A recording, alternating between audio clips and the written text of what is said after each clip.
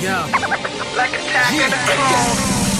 Facing places, same day as Tall Sean got a dog heart.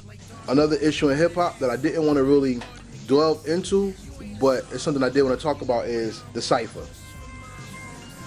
Ciphers don't really exist in hip hop anymore. Even in business meetings, when MCs get together, they don't even battle each other anymore. It's, I don't want to hurt my brand. Thank you, 50 Cent. Now with Super Secret Star Wars, that's a cipher. Super Secret Star Wars Crisis. Oh, Star Wars Crisis. I'm sorry. That's a cipher battle. That's not a cipher song. That's a battle. And I love the way that the MCs threw the names and the powers in the verse, so they establish not only their knowledge of the genre, but the understanding of how to transcribe it into lyrics. Was the formation of that song to bring back one of the true elements of hip hop, or was it something that organically just came together as time went on? Talking about me answering the seed of the Comic Con's album starts to get planted. We start to talk about it. My good brother Grumpy is like, well, it's a lot of MCs that are comic book fans. You have to do a cipher, right? So I reached out to some A-list top level cat celebrities. They said no. By the way, said a couple dudes might have to be. What? I sent them to beat, of course, but I thought they said yes, but that fell through. So what happens is, like I said, I'm also doing Jersey Unity, and I never see things like a battle, and that's what happened to the cipher. The cipher became competition. MCs became unable to have a cipher.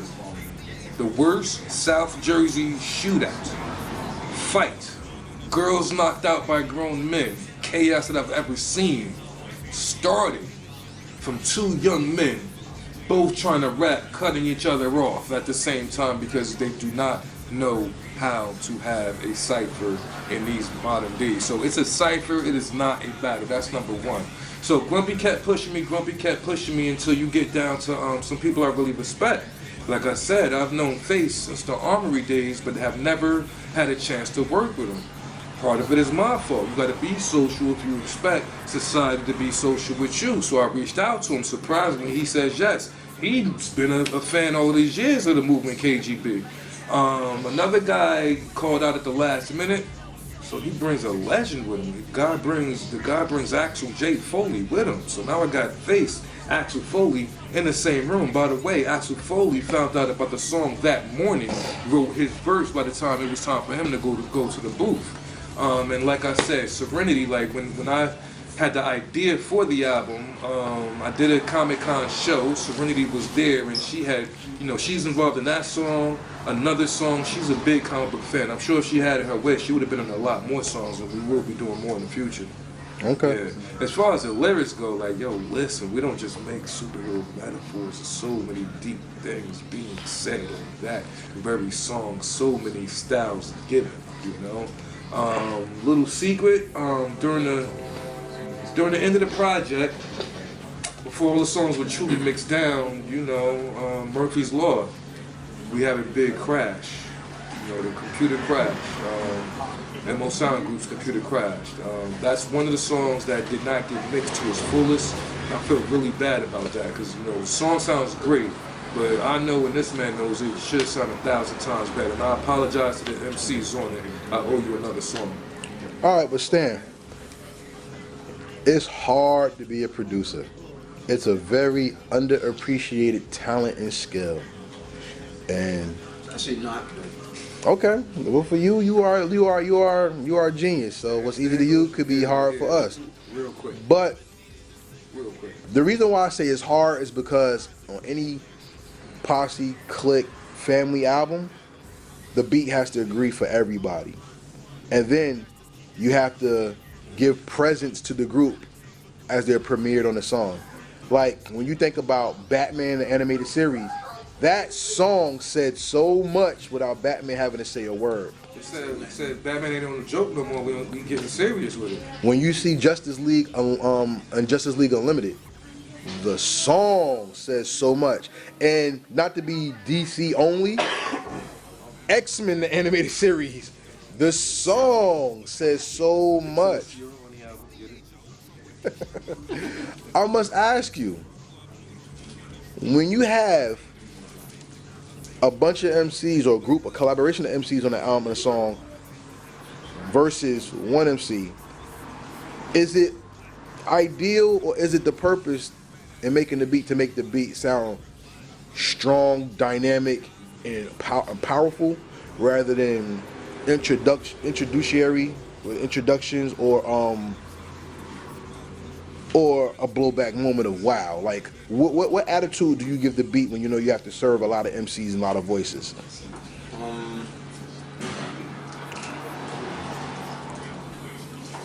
It's like I try to fit the beat with each voice.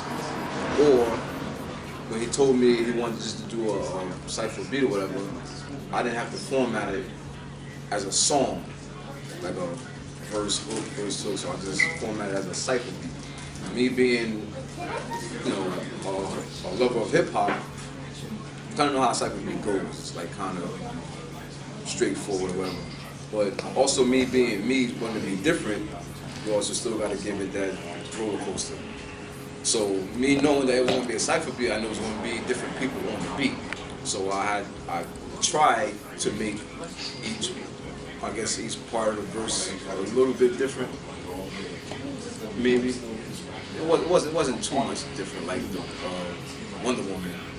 But I'll tell you, I would have never thought to put whatever that Yeti snow monster yelling. I would have never thought to put that in the beat. It was Bone Crusher. Yeah, and the song is powerful, like I said, in the sound with the Marionette Styles, a roller coaster, many legends. I mean, you guys are putting legendary stamps in the game too. And one thing about us, with Heritage Hip Hop, Fatty's Place Entertainment, TCR, we're trying to get the people who are making that noise heard.